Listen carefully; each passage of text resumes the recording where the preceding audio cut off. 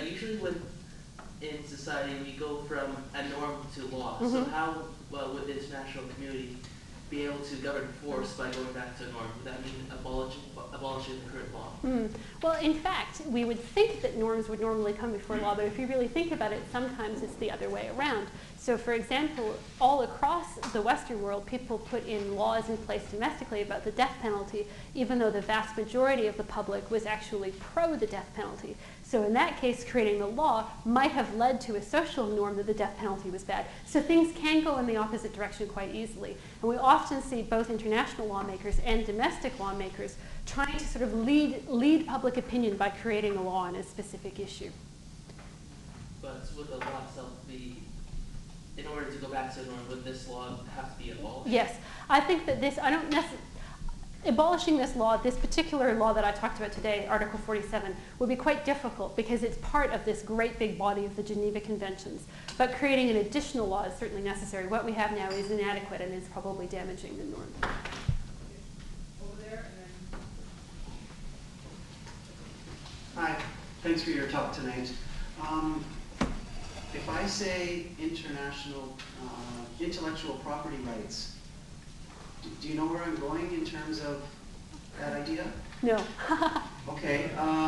As an example, in Alberta, there was an artist who wanted to prevent a pipeline going across his land. And he had been engaged in a number of very documented years of producing large works of art on his property. This prevented the oil companies from, they have all rights because of mineral rights encased in law.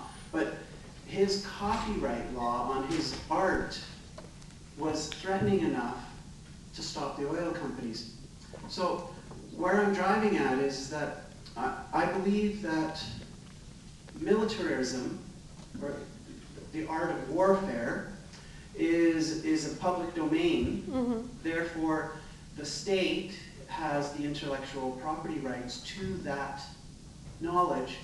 Could we, because I think we're all wanting the norm of no war.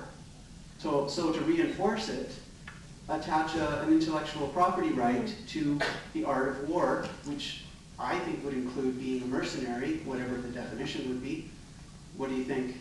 Well, I think that it's very difficult to take the laws of war or the practice of war broadly is probably, it's very, very difficult. It takes us beyond the bounds. And I don't know necessarily about intellectual property law, but there are lots and lots of non-legal ways that we can influence the way our states practice and conduct warfare. One of which is just by exercising our democratic rights. If we don't like the stuff, don't vote for people who put it in. There are a number of other aspects. One of the most interesting of which with a private security company is actually using the insurance industry to get companies to stop doing what you don't want them to do. So tell the insurance industry that not to insure companies who engage in certain practices. And that's been a very, very, very influential tactic dealing with domestic private security companies, is that if they can't get insured, they're not going to bother doing it. And that can cause you, without enacting any laws at all, to have the effect that you want on a particular practice. So we'll have maybe two last questions and then wrap up. My question would like to get back to the private security companies. I was wondering, in specifically, I guess, in relation to Iraq, and I'm not sure how deeply you're familiar with the processes involving them there, but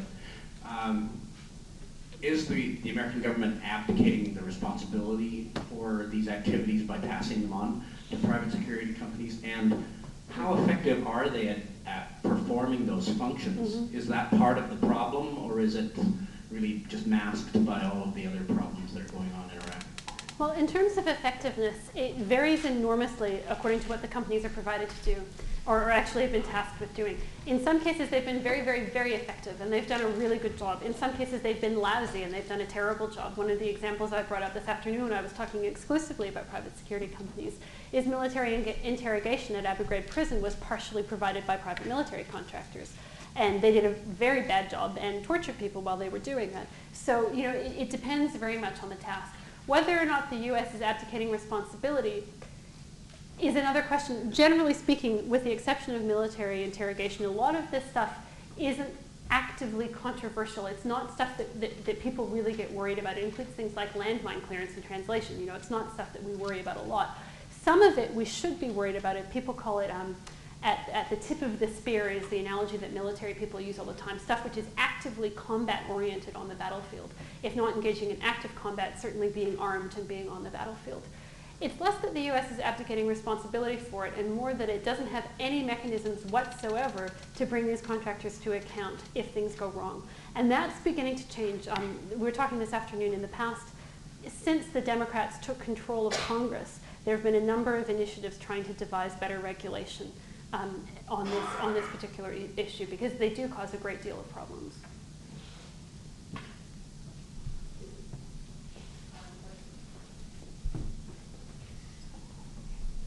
How many states have mercenary laws?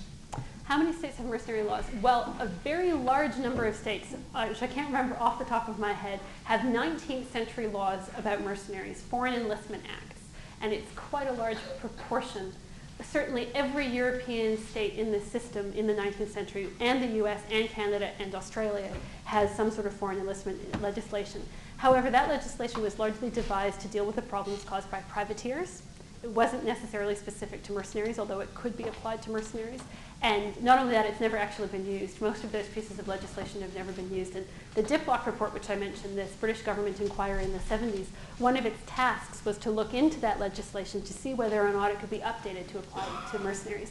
And the conclusion was it was actually so antiquated that it was totally inappropriate. It was a 19th century tool for a 20th century job. If there are no more questions, I would like to invite you to join me in thanking Dr. Sarah Percy for a very informative and stimulating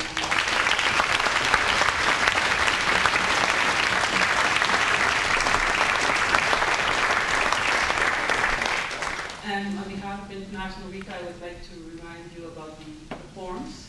And also, just because I feel like doing it, I want to thank Nancy Halliman, the director of International Center, who's responsible for organizing this week, and our whole team of volunteers.